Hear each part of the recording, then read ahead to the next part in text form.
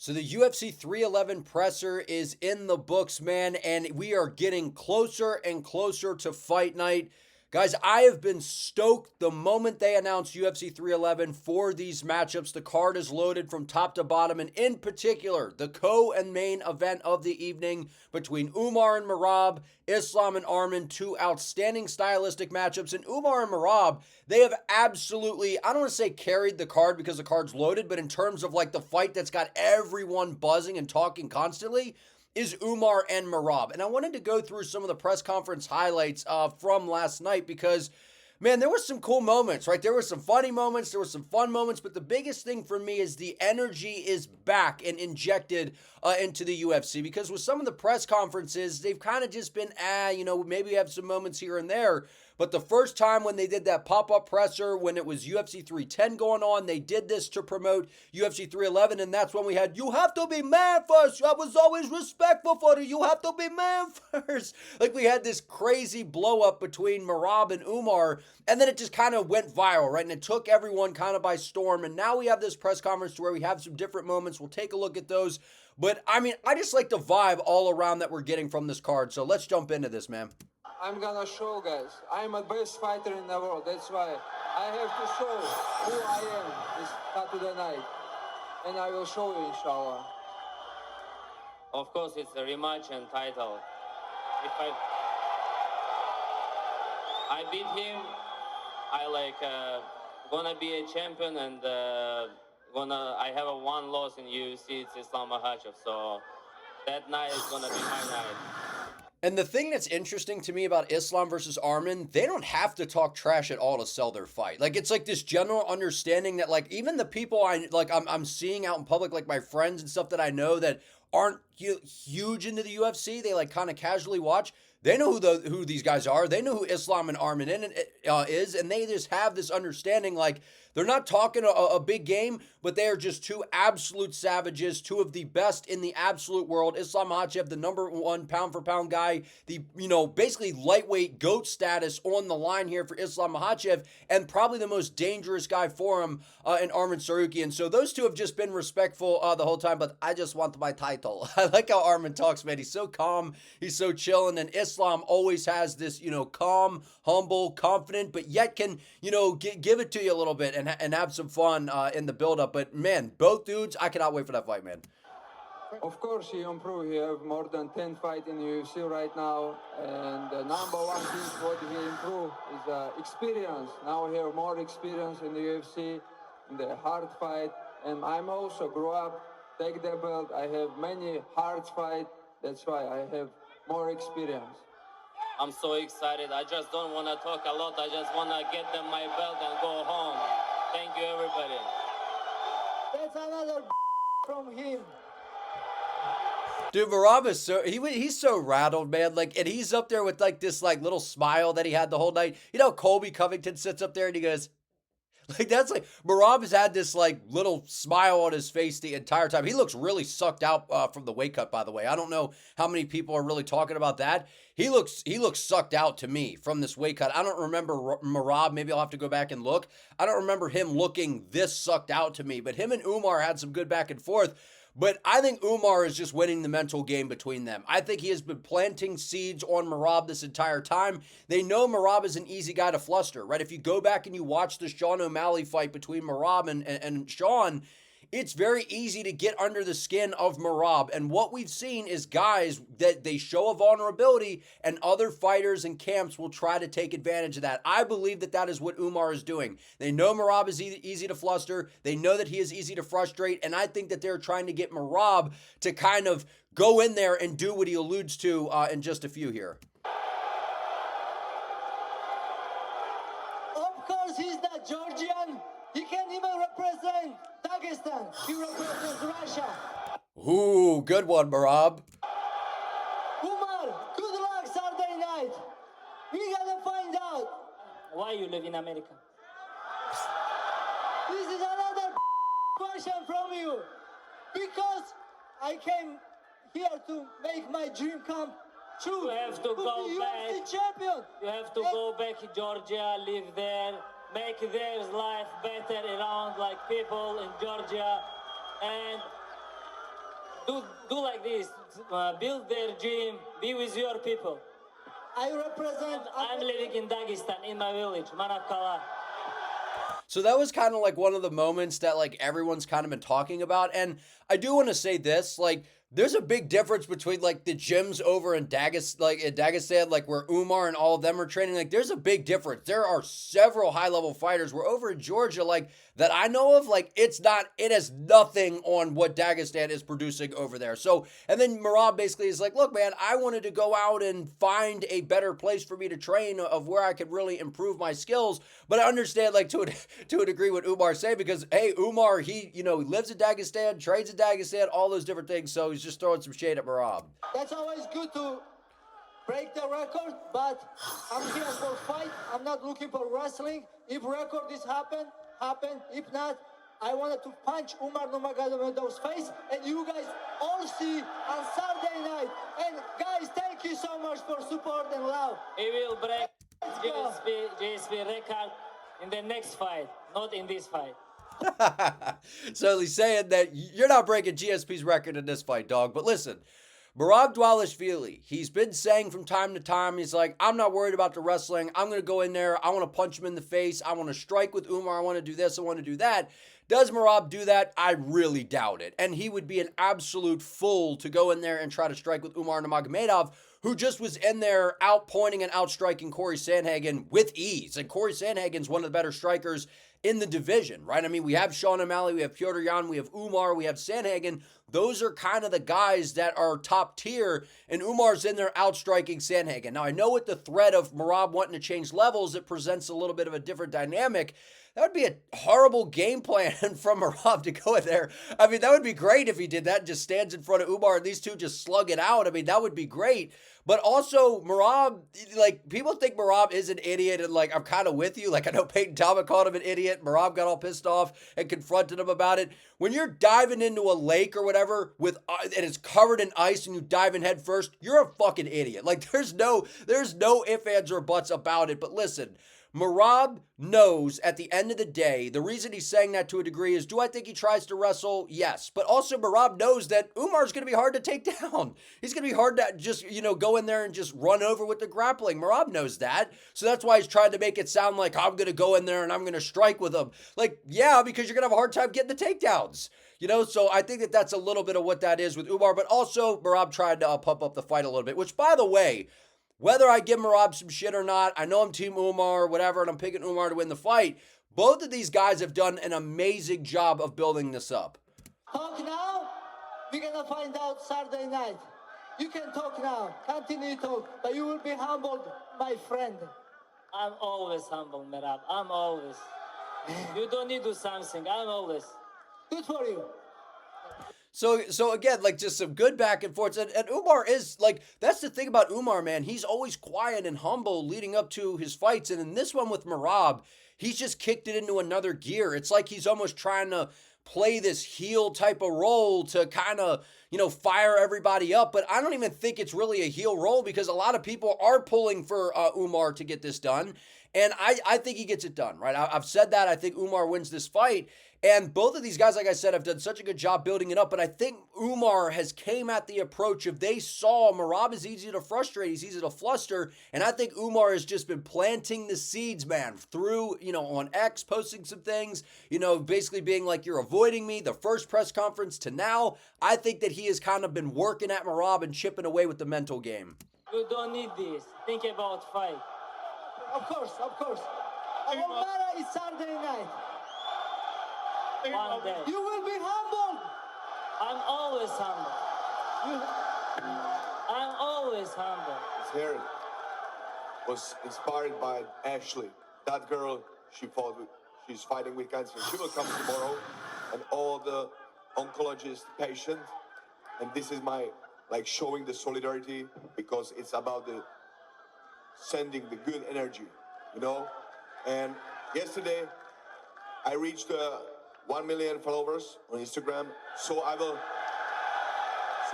give for each other 1 million by my foundation to oncologist patients. So this is it. Martial arts have something to give back. It's all about a good energy. Dude, I absolutely love Jiří Procházka. I love Jiří Procházka. I'm switching my damn pick. I'm picking Jiří Procházka. Fuck Jamahal Hill, man. I do think that Jiri, there's a good shot that he gets knocked out. I can't root against Jiri, man. There's no way that you can watch that and not root for Jiri, man. I absolutely love Jiří Procházka. I knew Alex Pineda was a bad matchup for him. I'm pulling for Jiri, even though I was like, I think Jamahal Hill's going to win, and there's a very good shot of that because Jiri is reckless with the defense. I need to be sitting in my chair, acid chair, rooting for Jiří Procházka. I need him to win, man. And he's my kind of guy, man. Just a good dude. It's a good energy. Like, you hear him saying it, man. And, the woman that he's talking about, she, was diagnosed. And before, I believe she had to, before she shaved her head, she made her hair, did the antenna that Jiří Procházka does. And Jiri calls it the war hair, whatever. Awesome moment. That was, I posted, I think, by ESPN MMA on social media. That was amazing. And Jiri said, I think he's bringing her out to the fight. And the $1 million that he was talking about, I think, is $50,000. And then Dana White said that he is going to match it, which is absolutely awesome. How can you not like Jiří Procházka, man? Absolutely love the guy. I prepare for the best Jiří Procházka there is, the best Jiří Procházka that anybody's seen. And that's what I work for. That's what I train for. I'm on my way back. They doing all this right now. It's all good and everything, but we know how fickle fans can be. They sucking a whole lot of meat right now, so. Everyone's yelling Shama in the background. Shama. Like, no, bro, nobody really likes Jamahal Hill, man. Like, but Jamahal Hill, I think, has leaned into that heel role quite a bit. I think that, he's playing up the character a little bit to a degree. I do think that there's some, truth to, him having delusion and all that kind of stuff. But I do believe he's leaning into that because it gets attention. It pisses people off. And we've seen numerous fighters turn kind of public enemy, and where people root against you, and then it kind of builds these narratives and people want to see you lose.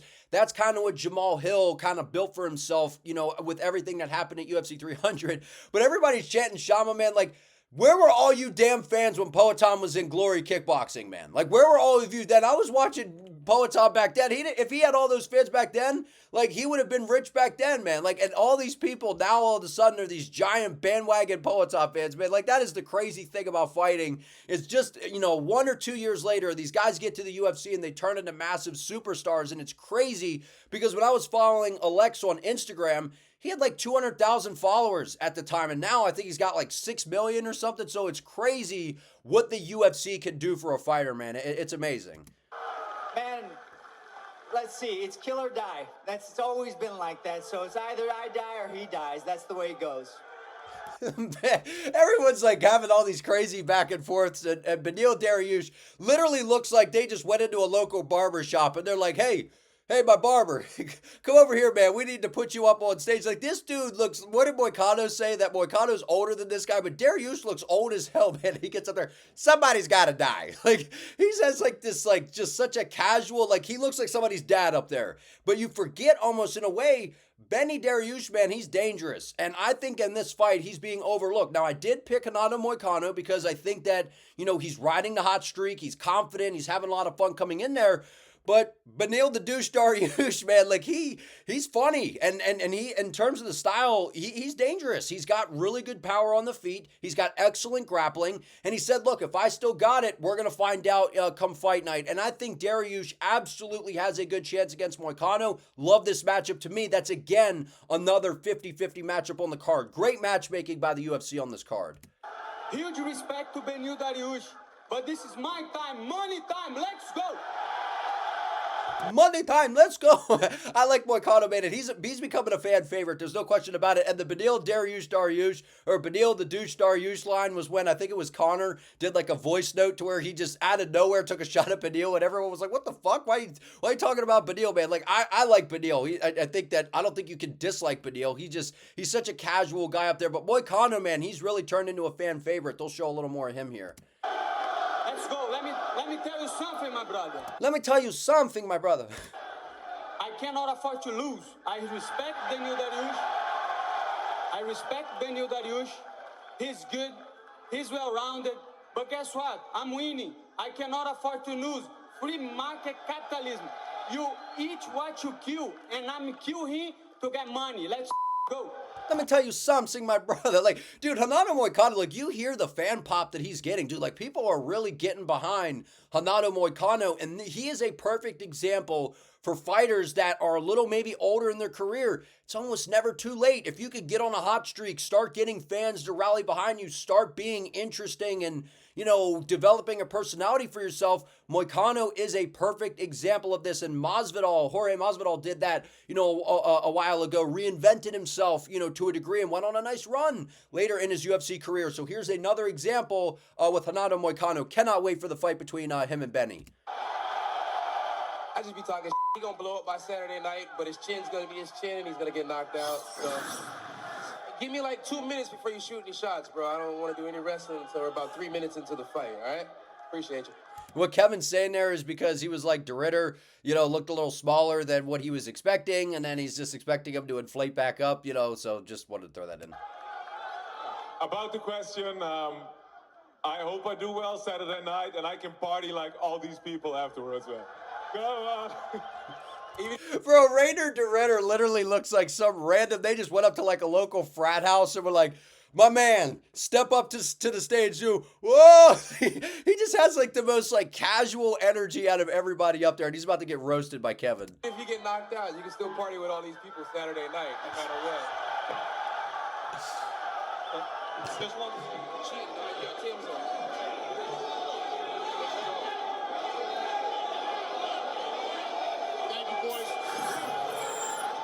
I'm just worried for Kevin in this because while I think Holland can definitely win, he struggles with guys that come in with a grapple heavy game plan at 185. So I'm worried about that. But now we're getting into the face-offs.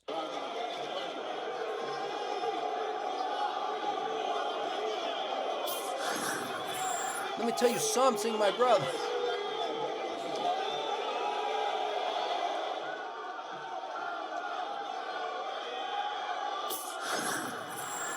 What a fight, dude. What a fight right here between these two. You can tell the intensity, man. I love a big, heavy, like, I know this isn't heavyweight, it's light heavyweight, but when you get two big dudes in there with crazy power, odd styles like Jiří Procházka, Hill, kind of, you know, shouldn't say his style's too odd. When these guys clash, man, you just know it's going to be violence. I cannot wait for this fight.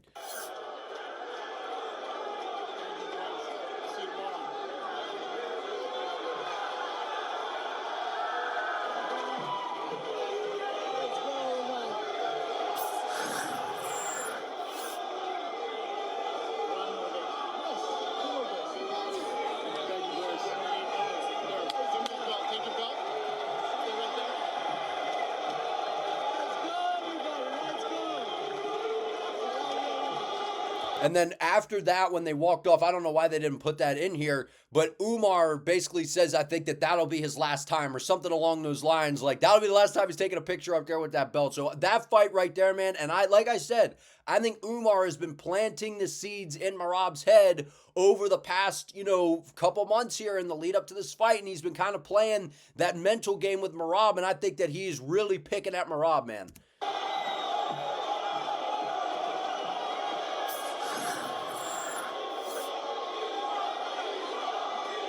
Dude, look how, I didn't realize how much taller Islam is than Arman. Like, and then when they got up there, man, I'm like, dude, Islam, like, look at this.